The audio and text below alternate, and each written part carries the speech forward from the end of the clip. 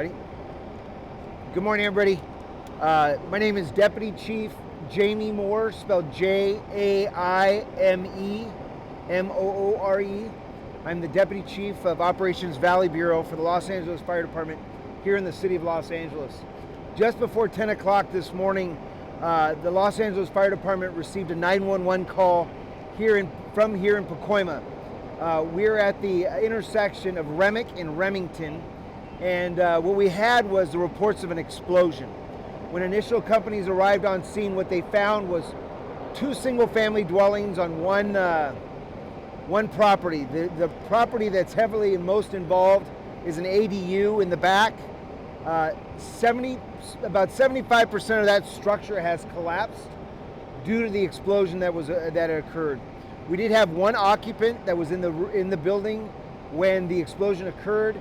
That occupant has been transported with some very serious critical injuries.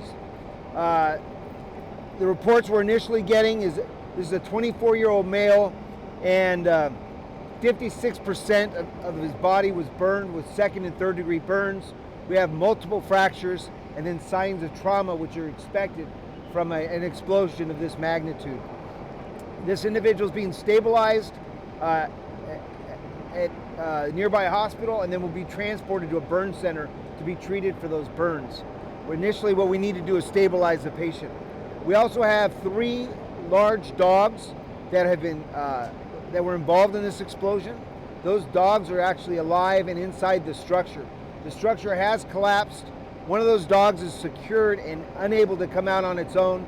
The other 2 dogs are actually free, and they're roaming around inside the building, but we can't get in there to get them just yet because of the threat of the structural collapse. So what we've done here is stabilize this incident. We have urban search and rescue team on scene. They're going to be stabilizing this structure. We have animal reg here to help us with the animals that are inside. They'll be able to remove the animals safely, and then we can start moving forward with the recovery phase of this incident. There's no fire. There was actually no fire when the initial explosion occurred. If there was any type of fire, that fire was blown out. What we were faced with was the actual structural collapse from the explosion itself. And I'm free to answer any questions you might have. What part of the home did this explosion occur? So it's difficult to say because it's an ADU, and ADUs are typically very small. The question is what part of the house was involved? It looks like it was in the living space area, so like a little living room area in the front part of the ADU.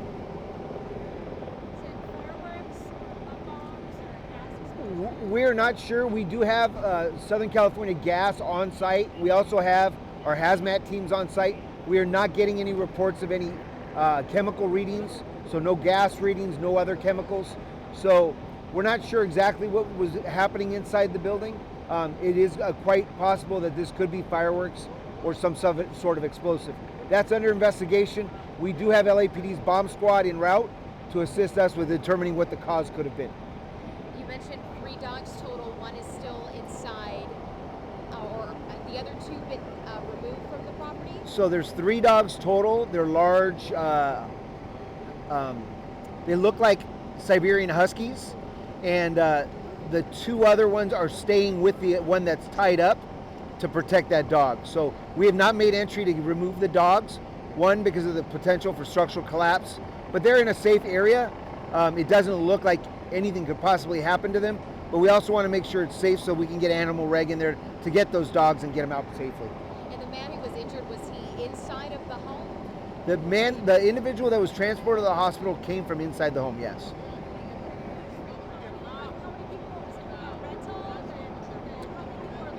We don't know how many people are living there. There's actually 2 homes on the property. One of them serves as an ADU in the back. The other one's a small, similar size home in the front. We do not know how many occupants total were here, but we know nobody else has been injured in this incident. I don't know what his relationship was to the home.